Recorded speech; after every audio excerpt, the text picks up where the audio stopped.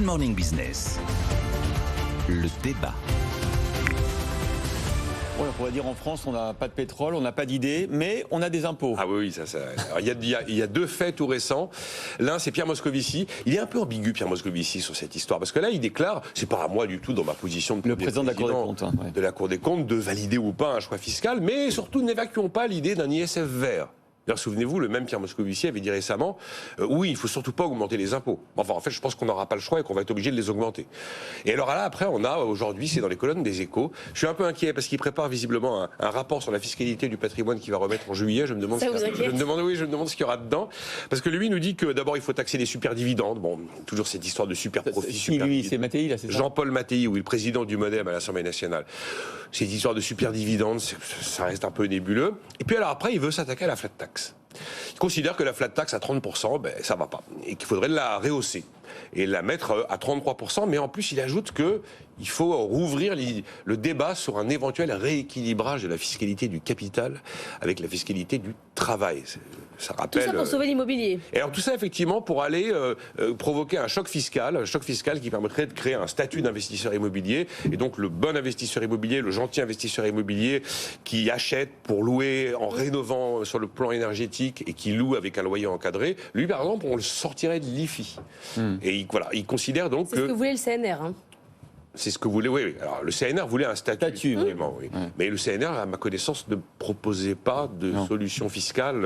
Pas jusque-là. Et donc, il est encore sur cette idée qu'il faut absolument, d'une manière ou d'une autre, opérer un rééquilibrage entre ce que payent les classes moyennes et ce que payent les plus riches. Et donc, effectivement, j'arrive à la conclusion que on n'arrive pas à sortir d'un problème, un impôt. À mon avis, le problème, c'est l'impôt plus que la solution. Et je vais laisser Jean-Marc réagir, mais j'ai ressorti un rapport qui était assez éclairant de septembre 2019, c'est donc pas tout neuf, pas tout récent. France Stratégie qui nous expliquait point par point pourquoi la fiscalité de la France avait globalement tout faux. Et malheureusement, je crains qu'on continue. Et en plus, l'évolution récente de la fiscalité française avait permis quand même manifestement, de relancer l'économie, créer des emplois, la flat tax, des investissements étrangers, même si Jean-Marc ne les aime pas. Bref, un problème, un impôt, Jean-Marc. Ah oui. Alors, vous savez, la littérature est abondante, c'est inépuisable sur les impôts et tout ça. Donc, je vais me permettre de rappeler une nouvelle fois que dans le discours sur l'économie politique, Jean-Jacques Rousseau rappelle que impôt et imposteur, c'est le même mot, que le accent circonflexe sur le haut, c'est le S de l'imposteur, parce qu'au départ, l'imposteur, c'est celui qui fait des impôts, et assez vite, pour la population, l'imposteur, c'est un menteur. Et donc là, on est véritablement dans la même situation, on est véritablement dans une situation qui justifie ce que dit Rousseau, c'est-à-dire qu'ils sont incapables de gérer l'État, parce que le but de l'impôt, c'est de financer les services publics. Et le but de l'impôt, c'est de faire en sorte que les comptes de l'État soient équilibrés. Or, nos dirigeants sont incapables d'équilibrer les comptes de l'État, incapables d'identifier quelle est leur mission et de financer véritablement les services publics qui correspondent à nos attentes et à nos besoins. Un exemple supplémentaire, vous avez vu Clément Beaune, le ministre des Transports, qui propose une taxe sur l'aérien pour financer le ferroviaire, après l'échec de la gestion de la SNCF, par exemple. Absolument. Donc, dans cette situation, il y a quand même donc, les trois remarques du jour avant la citation latine du lundi. Les trois remarques du jour, Ça date de quand, cette citation latine du lundi ? Parce que ça y est, on a eu ça il y a quelques mois. C'est une tradition que Je crois que c'est arrivé avec moi. Oui, voilà. Non, c'est une tradition que Jean-Marc a instaurée un lundi. Oui, c'est comme ça maintenant. C'est quand Jean-Marc me voit, il a envie de parler de la Voilà, on ne sait plus d'où ça vient, mais on sait que c'est là. C'est bon.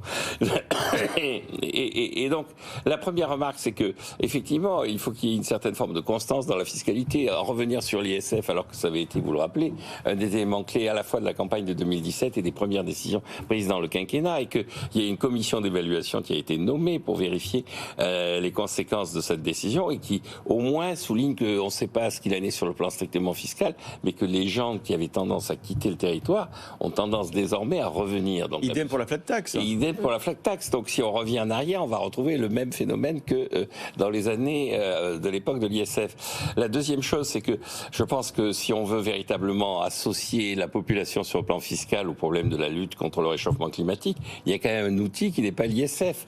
La taxe carbone est là, donc la taxe carbone doit être mobilisée. Et le troisième élément, c'est que effectivement, si il y a des problèmes d'équilibre des finances publiques, à quoi notamment Monsieur Moscovici peut être sensible sur un plan strictement comptable, la vraie solution, c'est de se pencher quand même sur les dépenses publiques quand on a le taux de prélèvement obligatoire et le taux de dépenses publiques que nous avons. Alors sur la citation latine, vous n'y échapperez pas, cher ami, c'est devenu une Non, coutume. mais c'est juste savoir d'où ça vient, en fait. C'est juste, Donc j'ai le choix en fait entre deux citations.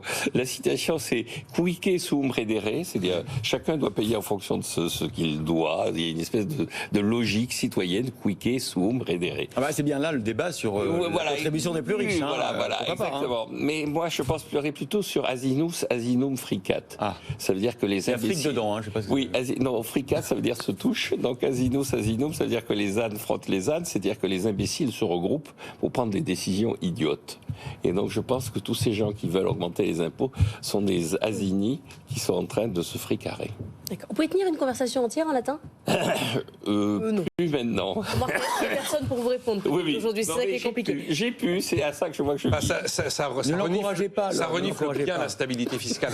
Alors que c'est justement un point positif qui a été souligné quand même par beaucoup Tous les de... investisseurs Voilà. étrangers, notamment. La stabilité est enfin arrivée dans notre pays, elle est menacée aujourd'hui. Merci à tous les deux.